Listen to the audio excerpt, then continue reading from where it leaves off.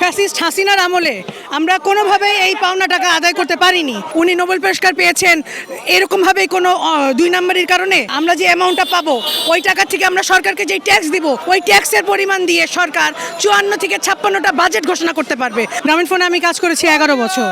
গ্রামীণ ফোনের কাছে আমাদের যে পাওনাটা সেই ব্যাপারে আপনারা সবাই জেনেছেন যে 2010 সাল থেকে আমাদের এই পাওনাটা, কিন্তু 2010 সাল থেকে ফ্যাসিস্ট হাসিনার আমলে আমরা কোনোভাবেই এই পাওনা টাকা আদায় করতে পারিনি, কেননা কোর্ট আদালত এবং সরকার ছিল হচ্ছে গ্রামীণ ফোনের হাতের মুঠোয়, এবং গ্রামীণ ফোনের সিইও এবং সিবিএ নেতা ওরাও ছিল আওয়ামী লীগের দোসর, এবং যে কারণে শেখ হাসিনার কাছ থেকে আমরা কোনো ধরনের সহায়তা পাইনি।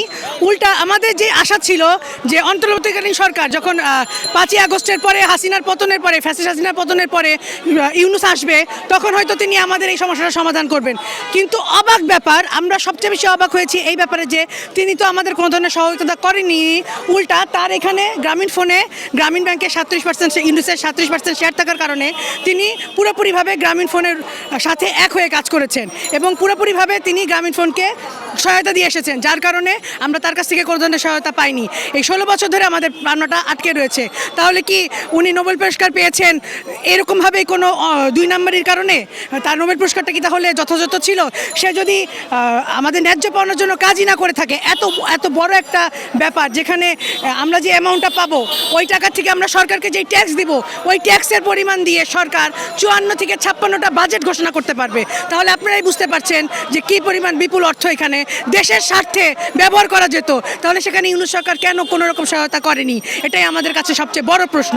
আমি বর্তমান প্রধানমন্ত্রী মাননীয় প্রধানমন্ত্রী তারেক জিয়াকে আহ্বান জানাচ্ছি, আপনি এই সমস্যাটা সমাধান করুন। আপনিও তাহলে আগের দুই সরকারকে সহায়তার মতন করে এই ব্যাপারটিকে আপনি বাদ দিয়ে দিয়েন না, কেননা আমি বারবার বলেছি যে এখানে দেশের স্বার্থ জড়িত। দেশকে উন্নয়নের পথে নিতে হলে আপনারা 16 বছর পরে ক্ষমতায় এসেছেন, এই টাকাটা আপনাদের দরকার। সরকার মাননীয় প্রধানমন্ত্রী আপনি সরাসরি এটার হস্তক্ষেপ করে সমস্যাটা সমাধান করুন। অবশ্যই প্রতারণা করেছে ইউনূস সরকারের সাথে, আমরা অসংখ্যবার এই ব্যাপারে যোগাযোগ করেছি, কিন্তু তার কাছ থেকে আমরা পজিটিভ কোনো ভাইব পাইনি। উল্টা আমরা দেখেছি সে গ্রামীণ ফোনকে সহায়তা করে গিয়েছে, তাকে সমর্থন করে গিয়েছে। কাজে ইউনূস সরকার পুরোপুরিভাবে আমরা দেখেছি যে গ্রামীণ ফোনের হয়েই কাজ করে গিয়েছে, তারা আমাদের ব্যাপারে কোনো কাজই করেনি। তিনি সুশীল কথা বলেছেন, তিনি শান্তিতে নোবেল পুরস্কার পেয়েছেন, কিন্তু বাস্তবে কি আমরা সেটার প্রমাণ পেয়েছি? তার নিজের দেশের কর্মীদের জন্যই তো তিনি কিছু করে যাননি, যেখানে এখানে একটা বিপুল অর্থ দেশের কাজে ব্যবহার হতে পারত।